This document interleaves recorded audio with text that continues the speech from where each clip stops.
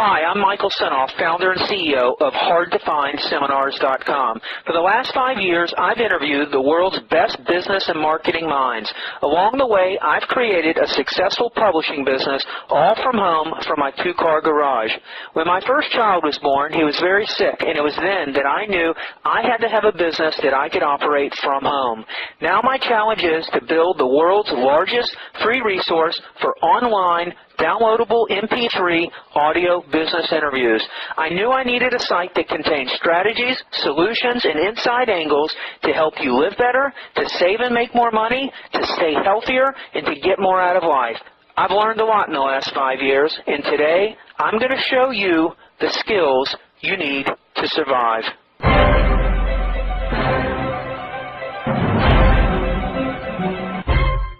Hi, this is Michael Senoff with HardToFindSeminars.com. I've got another interesting interview with a gentleman out of the UK with a company called Company Partners. They are a service, somewhat like a dating service, where they bring investors and businesses who want to grow, who need financing together.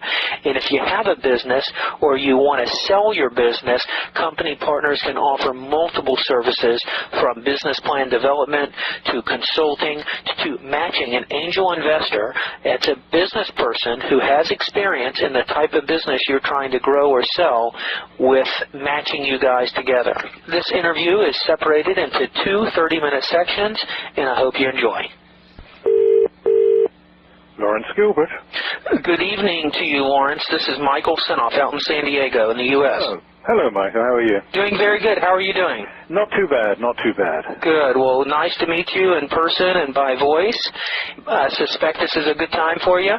Yes, this is fine. Lawrence, tell me, what is the name of your company and where are you located?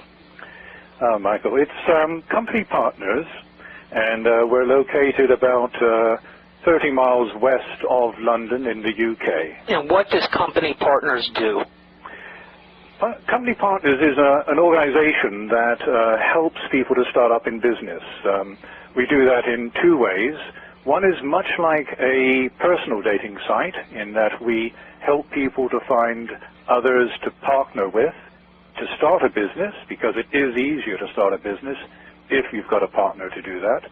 But we also help people to find funding to start a business. Okay, now did this company develop out of a personal experience from yourself? How did it all evolve? Well, it did.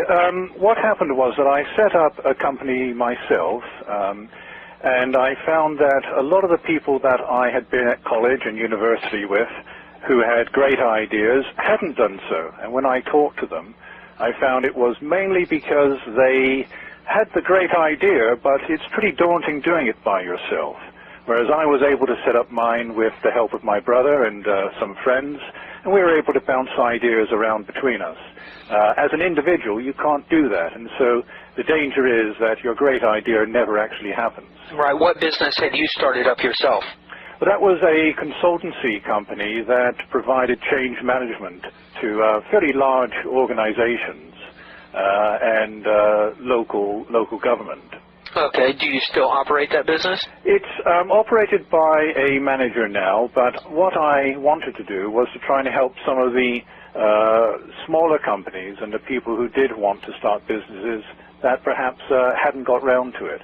And I saw that as a perhaps unique area that hadn't been addressed up until now. Who did you service with your consultancy business? The development agencies. We have regional development agencies in the UK, the Welsh Development Agency and the South East England Development Are Agency. they business development? Yes, they are there to help the business expansion of that region in the UK. I see. So it's government. It's the government. Local government mainly, but they were helping local businesses as well. It was a combination of the two. And you were consulting with the agencies or with the people who needed assistance? At that stage with the agencies themselves, in helping them set their strategy of helping them decide how they would help the small local businesses. Yeah, are they effective? I mean, I don't know the comparisons from the United States, but I know we had agencies here. A lot of that was dropped years ago, but there's a small business administration. There used to be offices in all the states, and because of funding issues, a lot of that has been dropped. But does the UK do a good job in helping small business get started? It's a bit like the Parson's egg, if you know the Parson's egg. It's good in parts. Mm-hmm.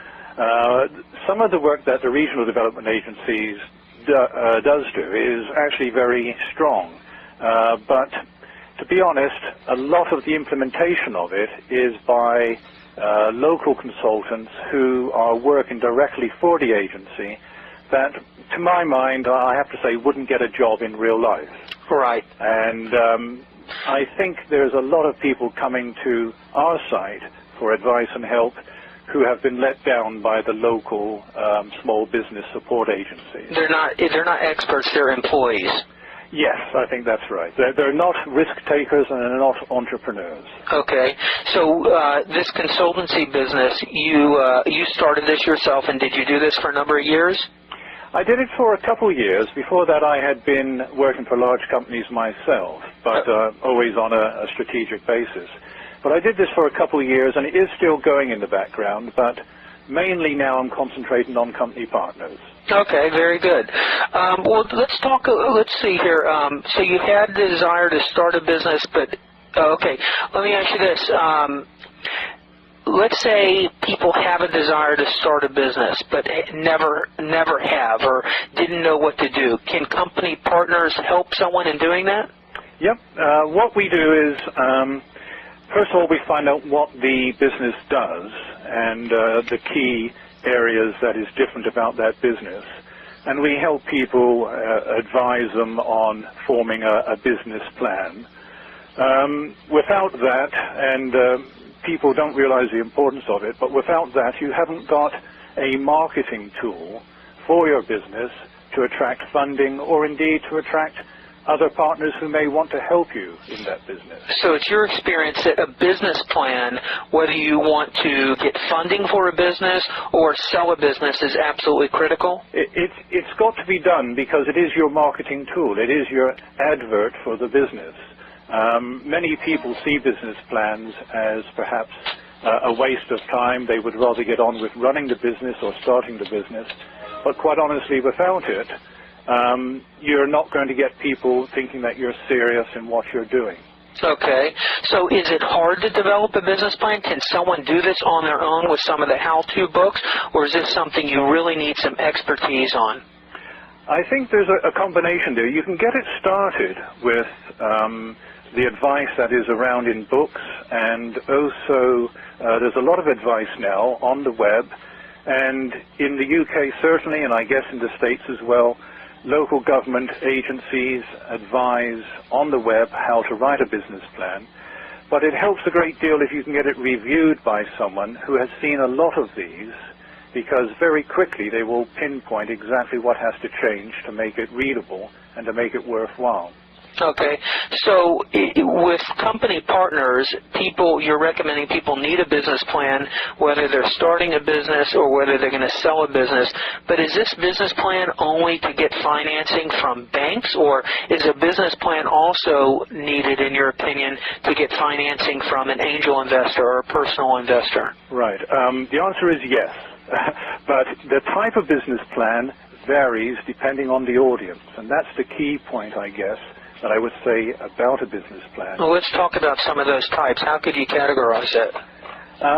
Right. You've got different funding requirements depending on the state that your business is in, and also on what you want to do with it. If you're going to a bank because all you want is a loan for that business, then you need quite a simple business plan. It doesn't have to be very extensive, and really it's just showing that you've got a workable idea, because the bank will be looking for security and collateral anyway for the loan that they're going to give you.